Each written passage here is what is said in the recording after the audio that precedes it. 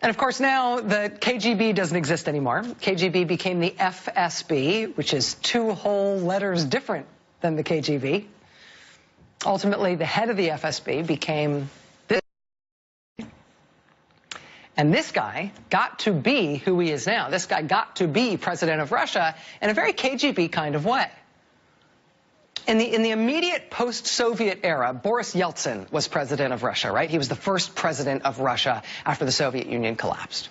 And when Boris Yeltsin was president of Russia, first president they ever had, Russia was a mess. A mess in lots and lots of different ways. Politically, they were a mess. They went through 5 different prime ministers in 3 years while Yeltsin was president. And in the late 1990s, there was a powerful federal prosecutor who was looking into President Yeltsin, looking into other people in Yeltsin's government, looking into them for allegedly skimming off lots and lots of money into private foreign bank accounts.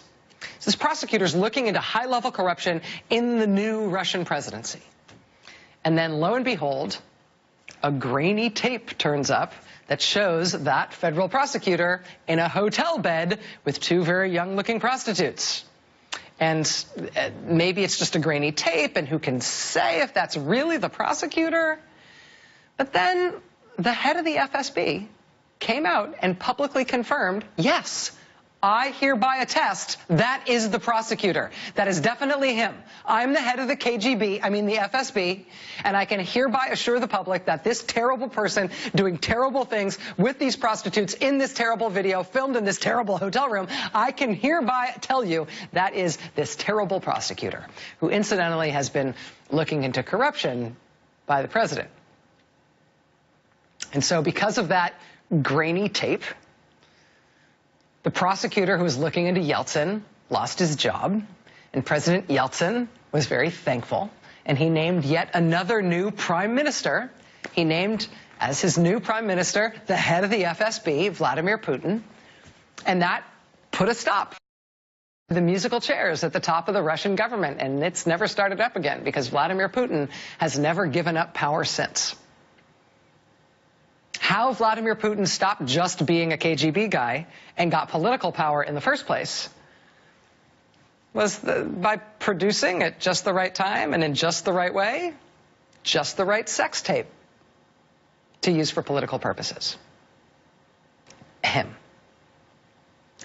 Today in Russia, President Putin spoke with reporters about the American intelligence community concluding that Putin himself and his government interfered in our presidential election to help Donald Trump win that election. He also addressed the dossier of alleged dirt on Donald Trump in Russia that was published last week by BuzzFeed, even though U.S. intelligence and BuzzFeed has not verified the claims in it. And obviously this is a dossier that the incoming president strenuously denies. Well, Mr. Putin said today that he also denies that any of that material is real. He says it's all made up. He says it's absurd to even think that Russian intelligence, the Russian government, would even try to collect damaging information on someone like Donald Trump while he visited Russia. Quote, Putin said that Trump wasn't a politician when he visited Moscow in the past, and Russian officials weren't aware that he held any political ambitions.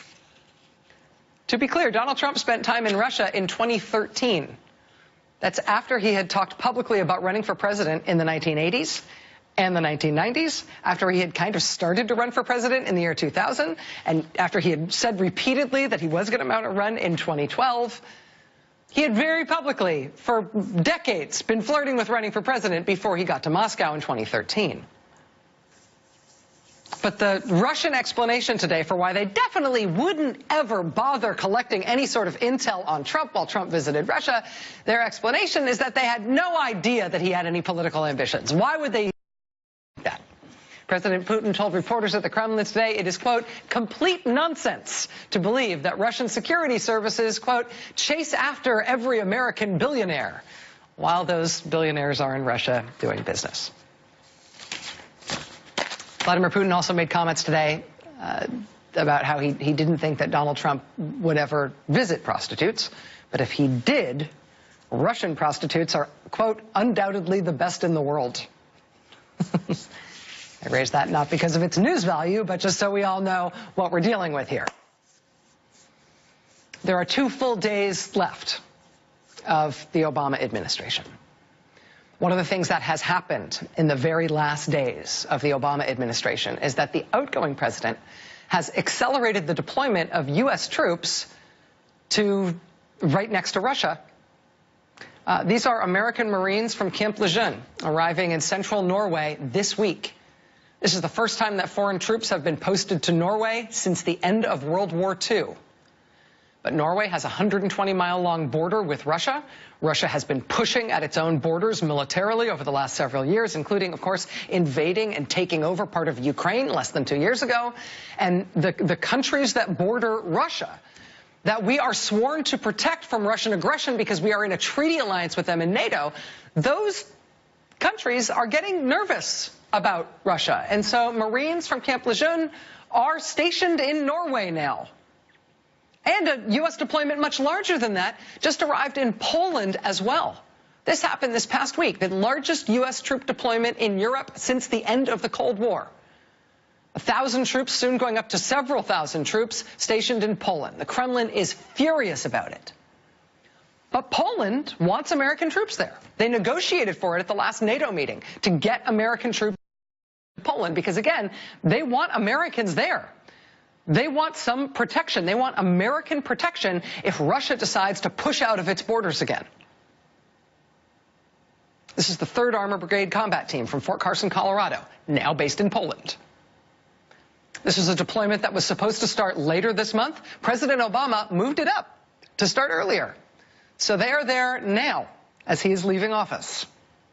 And these troops along Russia's edge, these troops in Norway as of this week, in Poland as of last week, soon to be in Estonia and Bulgaria and Romania, U.S. troops in all these countries that Russia can see from its house.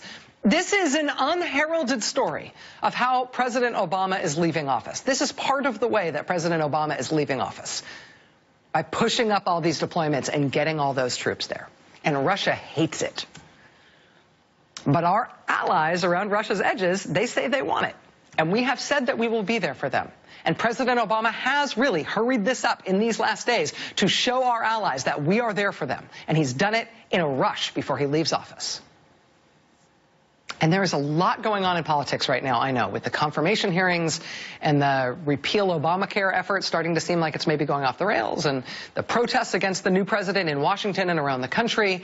Just the inauguration drama itself, there's a lot going on right now in this inauguration week. But this is the last few days of the Obama administration, and this really is a thing that is happening. The outgoing president is very quietly leaving leaving thousands of U.S. troops on Russia's doorstep on his way out the door. And here's the question. Is the new president going to take those troops out? After all the speculation, after all the worry, we are actually about to find out if Russia maybe has something on the new president. We're about to find out if the new president of our country is going to do what Russia wants once he's commander-in-chief of the U.S. military starting noon on Friday. What is he going to do with those deployments?